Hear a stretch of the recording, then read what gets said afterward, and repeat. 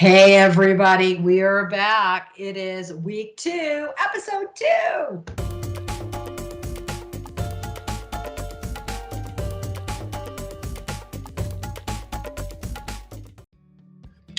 So the first thing we're going to talk about is the how to tell your story in the about portion of your LinkedIn profile.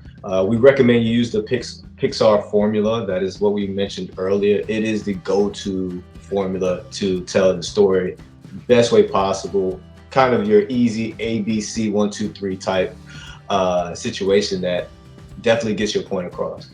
I love it because most people don't know how to tell a story, and this formula is like the best of the best. So your formula, and by the way, on this page, we will have all of your instructions, but just to give you an overview, every story should kind of start off in your head.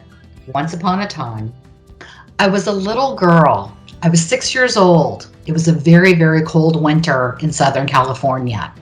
Okay, so I start off with the about once upon a time, and I go into context.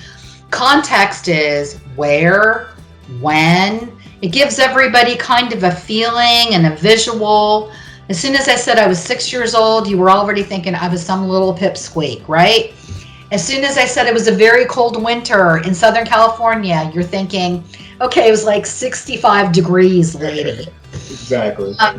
Yeah, but it gives you that kind of feeling and understanding, and that's the first step, and that is the once upon a time. The second step of the Pixar formula is every day. Every day can be mundane. It can also be exciting. Some people have a very exciting life, but I always think of things like every day I hit snooze 3 times before I woke up. Every day I brushed my teeth. Every day I waited in line for my coffee. Every day I got stuck in traffic. You know, that's the kind of setting the stage for what your life looks and feels like, and it's the habits. So that's the everyday section. The next section is one day. One day is the catalyst of the story. This is where things get very exciting. It is the thing that suddenly you can hear, oh my gosh, I can hear, is that angels or maybe it's a harp? I don't know. It's really pretty music.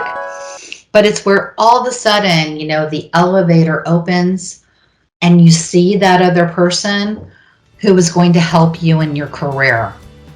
It is where everything changes. Or maybe you get the big idea. You know, it's like one day, ding, I have the big idea.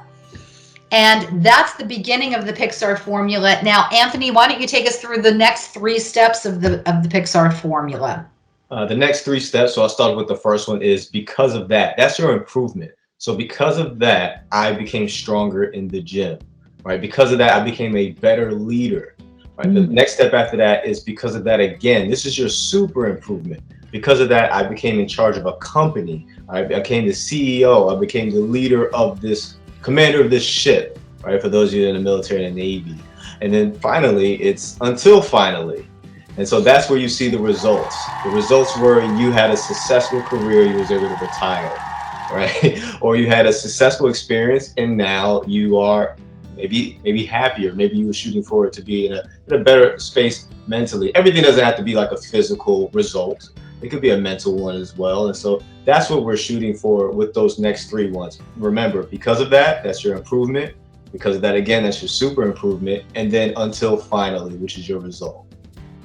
And I think for career changers, when we think of that until finally, that will be the place where you say, until finally, and here I am looking for this next adventure. Because you're going to be changing from one career to another. So that'll be the perfect place to kind of plug that in. Don't worry about any of this because on this page, we're going to have all of the steps. We're going to tell you what to do, how to position yourself. And I'm going to give you an example.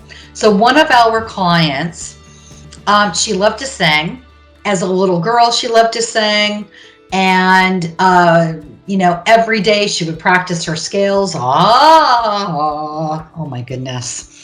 And every day she would dream about being on stage until one day she ended up getting the biggest role in the choir.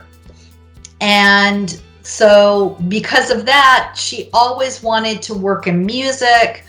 It's interesting because her story kind of took her into HR, and she started working in HR, but she didn't really work with a company that was in alignment with her love for music. But one day she met somebody and got her into music again. And so because of that, she got a job working where she wanted to work. I think it's Spotify. And until finally, she's working in HR, she's surrounded by music, she has her purpose-filled career. So that's a great little way to take an idea and to kind of string and thread through that musical piece. She kind of had that throughout her whole about. So keep that in mind. And then, of course, there are keywords. So Anthony, what can you tell everybody about keywords? Keywords, they're very imperative to telling your story. That is what's going to help hiring managers and recruiters identify, do you have the right characteristics that's going to fit what they're looking for? Do you lead, right? That's a key word. Do you manage? Are you creative? Do you have initiative? Look for the key words that are best correlate with your job that you're trying to get, and translate that into your about description, so that when they look at that, they say, okay, that's what I'm looking for, a leader. I need somebody who's creative. And then now you can finally start telling your story to convey your experiences on paper, and, well, in this case, on the internet, and get people to read it and really connect with you. I love the way you just described that, because I also think, it's just not the quality keywords, but it's also some of the jargon that maybe you would use in a specific job. So keywords, absolutely important. We're going to cover that also on this page. And everybody, we will see you soon. So get to work, and we will see you at the next episode. Okay. Bye.